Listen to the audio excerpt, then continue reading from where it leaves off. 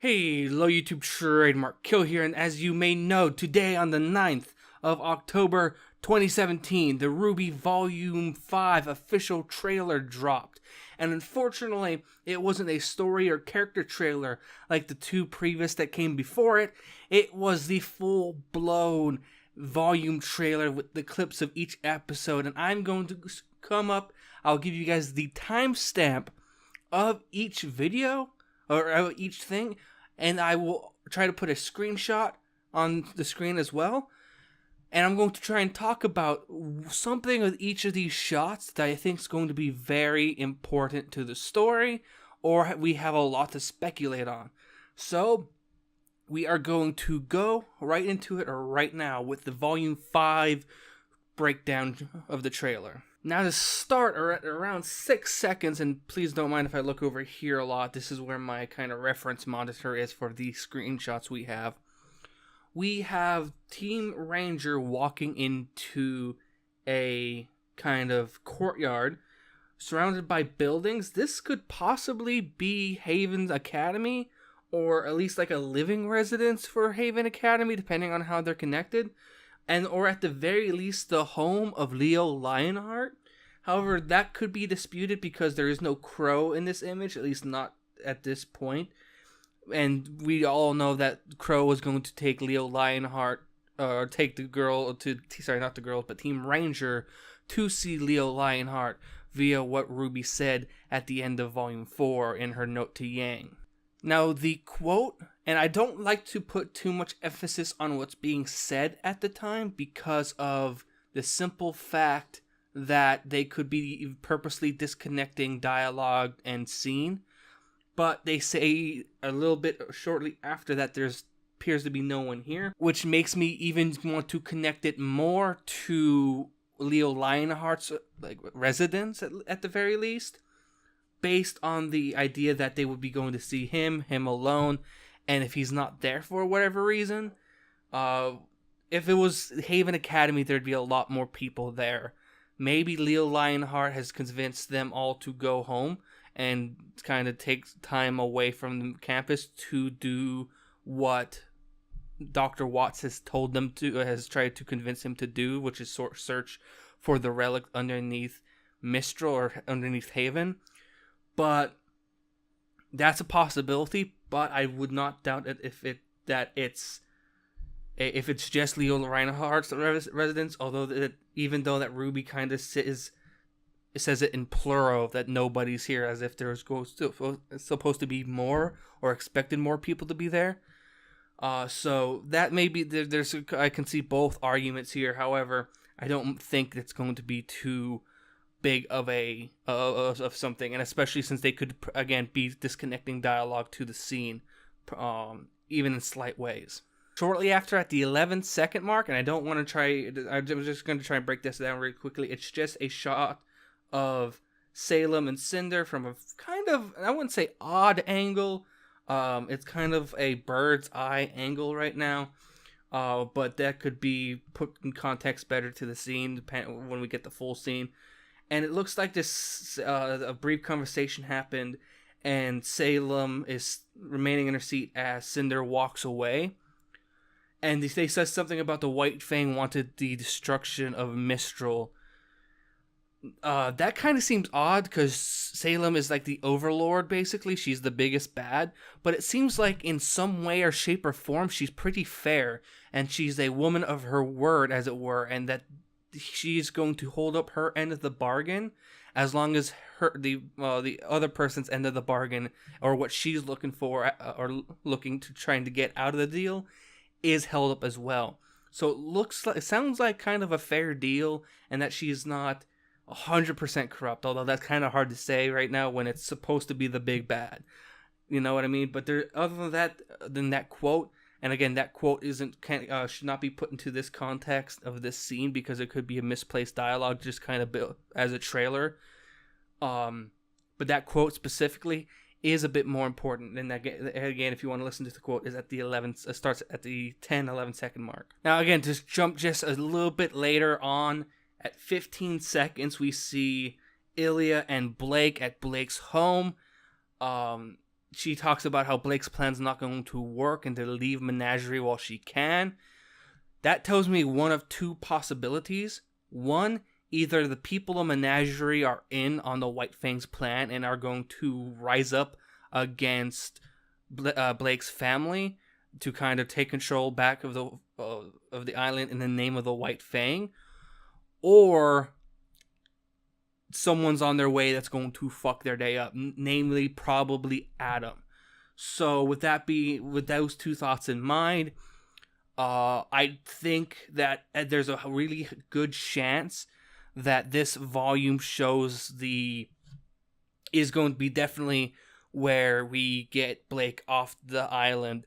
If not, I'm probably gonna even say, but before chapter 6, there's a good chance that Blake leaves Menagerie. And the reason why I believe more so in this situation, why it might be a coup to destroy the Belladonna family, or at least to run them out of town, is that Ilya says to get out of Menagerie while you can, which states that there's going to be really nowhere in Menagerie specifically that is safe.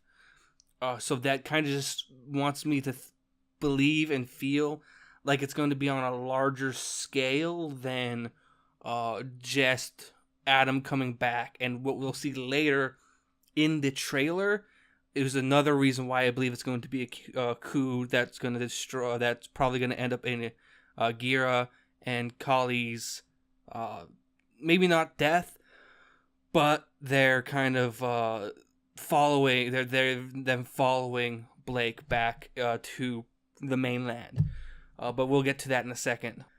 At 27 seconds, I believe, is one of the biggest images we see in the trailer. We see Yang with a grip on someone's wrist. We don't know this person's name. It's probably a no-namer. Just a random character that we are using at the time. It does not look, and let me tell you what I believe.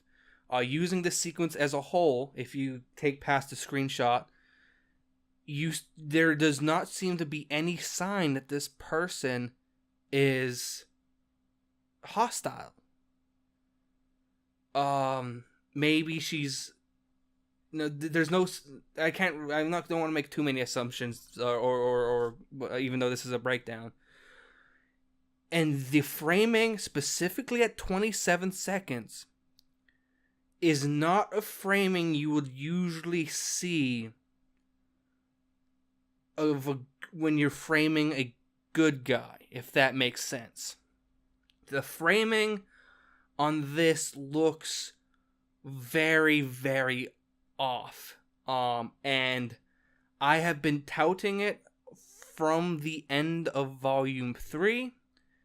There is an extreme possibility that we are going to see an evil Yang, and this one shot confirms it for me. Why?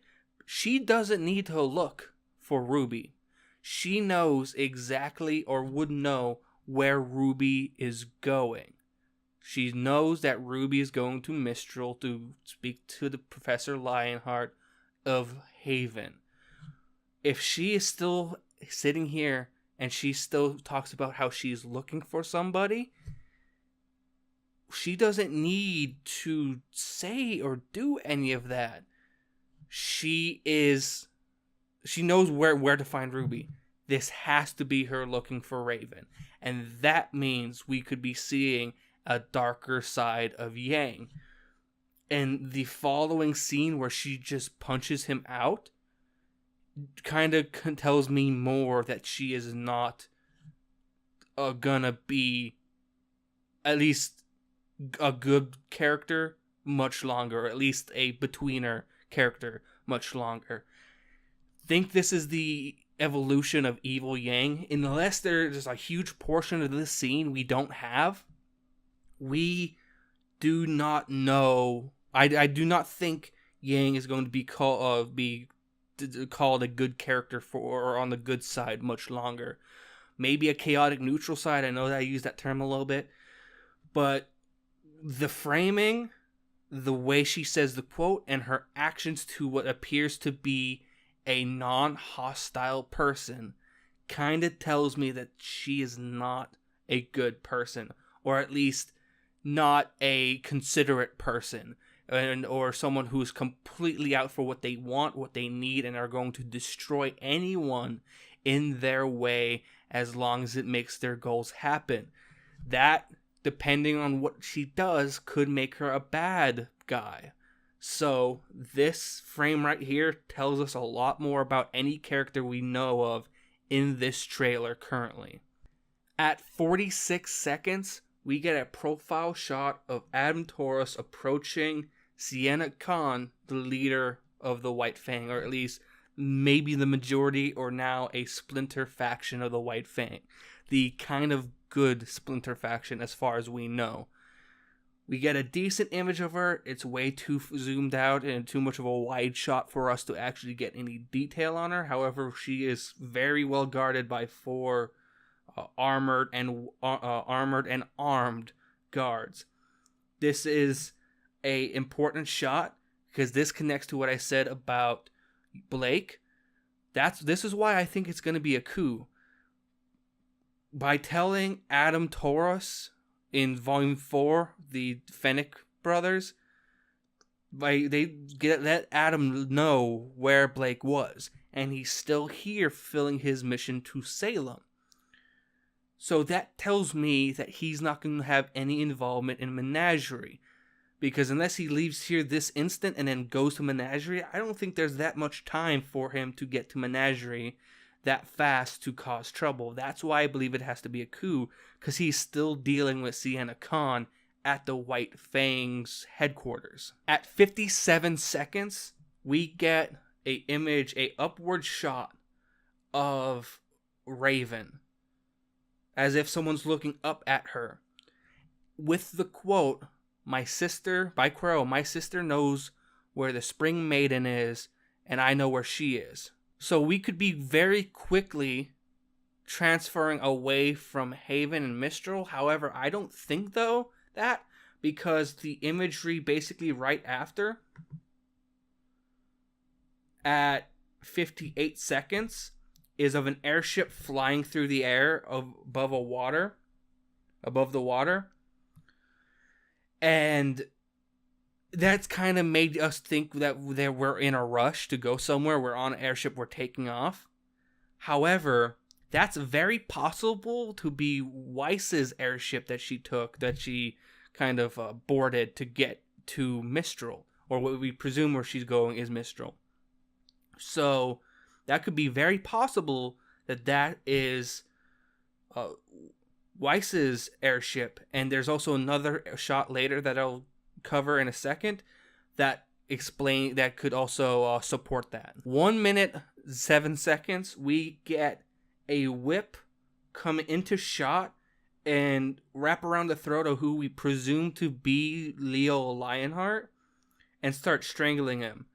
The only idea we have of who this could be is that there is a shot of Salem looking pretty pissed off right before at 1:08. However, the backgrounds seem completely different, so the odds of that being a corresponding shot are highly unlikely. And at 1:08, we get the shot I was talking about earlier with the airship, with the summoned Weiss summon her from her glyph, flying and falling through the air downwards. This could be this could be that she's still in the air and there's just a fight occurring, possibly with the Aerial Grim, or possibly with some sort of bandit airship or rogue airship, or maybe even an Atlas airship that is trying to track them to get her back to Atlas. But this is why I believe that the airship is connected to Weiss and not the rest of the Team Ranger, because I do think that Team Ranger are going to stay in Anima for a little bit of time. Now, the final sequence from 1 minute and about 13 seconds forward isn't much, but it tells us that there is going to be the meeting between Oscar/Ozpin and Team Ranger this season. Now, it just depends on how it's going to happen. And to be honest, I don't think any of these people or any of these shots are past episode 6. I think it highly unlikely that we have seen anything from episode 6 or episode 7 or later. I think even saying episode 6 or earlier is a little bit of a stretch. So I would not doubt that this is shot from 113 on, where we meet Oscar or / Ozpin, is possibly first or second episode material. And it is possible that this is what kind of helps set more things in motion. And there's a quote earlier by RWBY saying, we can work this out, that could be connected to this scene. This scene could be the thing that comes right before it. One thing my friend Crossstorm brought up is that the possibility that the Spring Maiden is being protected by Raven, when I don't know if that's necessarily the case. They're just trying to figure out how they get the Spring Maiden's power because they trust people within their clan more than they trust anyone outside the clan. So they're not necessarily I don't think they're necessarily protecting the Spring Maiden as much as they're trying to figure out what the way to get her power, or how should they get her power. However, there's also a theory I saw online that the reason why they're protecting the Spring Maiden is because the Spring Maiden is RWBY's mom and also Raven's former teammate. I think RWBY's mom is dead. If not corrupted in some way, that's not going to make her not really herself at the end of the day. And if we think about it, what has been said multiple times on stage by Jeff Williams, of the man behind a lot of the RWBY music, he brought up the idea that RWBY's mom is dead.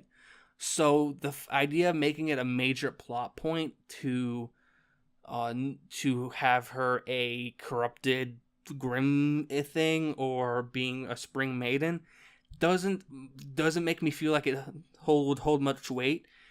If someone from the main, not who is just writes the songs, doesn't have a main input or primary input on the story, came up with the idea. So to get the video out quick, I'd like to thank you guys for watching. Like, comment, and subscribe, and I'll see you guys later. Trademark goes out. Peace.